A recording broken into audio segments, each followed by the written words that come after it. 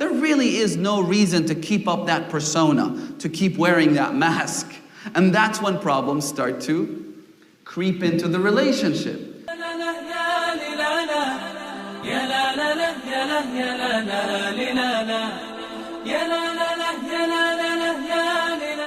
What about extended periods of engagement? Will that solve the problem? Will that allow us to get to know each other so as to minimize any surprises later on and down the road? The answer is no. Again, you'd think that that is the desired result that you're going to get, but that's not the case. Why? Because I would like to refer to the engagement period in general, whether extended or short. Engagement phases are the biggest deceptions ever. Who are you trying to fool? Are you kidding me? Who acts like themselves when they're engaged? Don't you hold yourself to a very high level of excellence when you're engaged to someone? The way you conduct yourself, the way you dress, the way you talk, how you are such an attentive, compassionate listener when you're out there having dinner at a restaurant. Whereas as soon as you get married and tie the knot, that's what they say, right? They say you want problems to start? Get married, right? As long as you're engaged, you do not reveal your true colors. And the same goes for your spouse. The same goes for your fiance.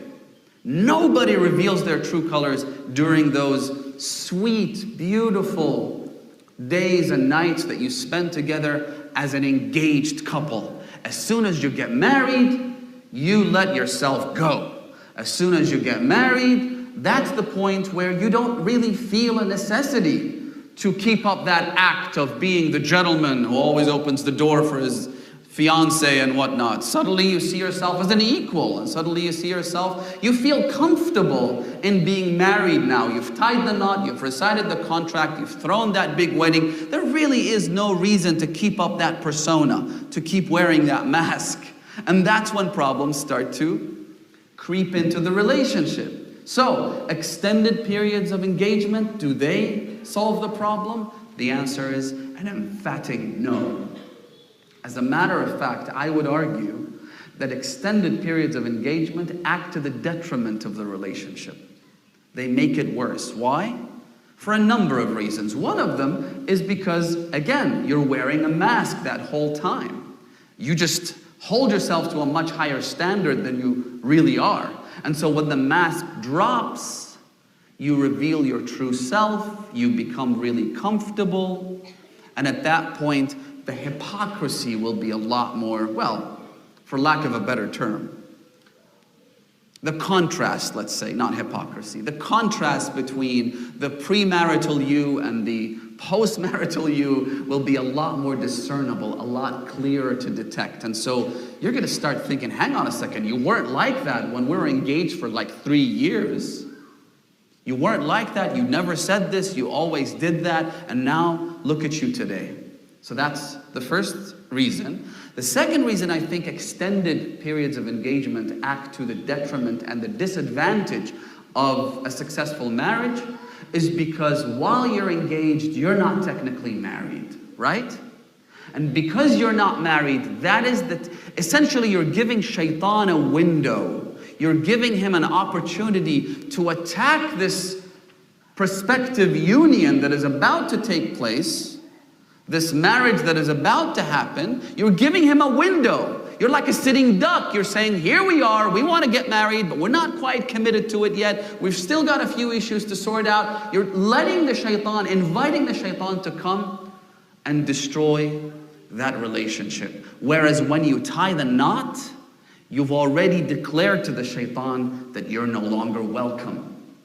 You're telling the shaitan, I am fully committed to this relationship.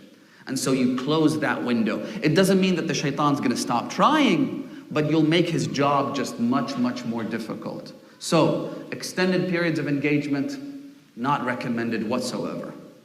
Make it as short as possible. I'm not saying you shouldn't get to know the individual. I'm not saying that you shouldn't look under the hood. I'm not saying that you shouldn't, see what she looks like or see what he looks like. I'm not saying that.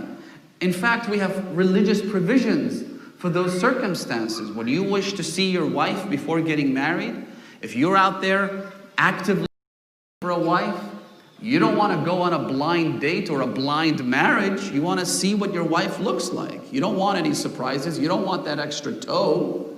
You don't want that massive mole on the nose. So you want to know what she looks like and whether she ticks the boxes. That's fine. That's actually permitted in Islam. There are provisions, there are legal frameworks that allow you to see more than what you could ordinarily see in terms of the rules of mahram and non-mahram. So by all means, take your time, even if it takes 3 days to get to know your spouse. I'm just kidding. You could go on for a whole week if you want. But that's really all you need to know. You need to pick up the basics. You need to, you know how sometimes they say that, and there are many books about that, one of them by Malcolm Gladwell, Blink, right? The whole idea is that sometimes all it takes is a few seconds of interaction before you make up your mind about someone, right? That's really all it takes. The rest of it are details. The rest of it are things that you really don't want to invest too heavily into for the purposes of marriage, right?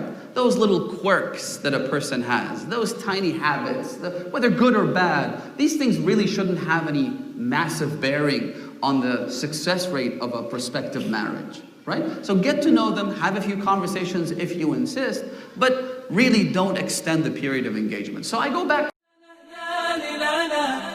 يا لا لا لا يا لا لا لا لا لا لا لا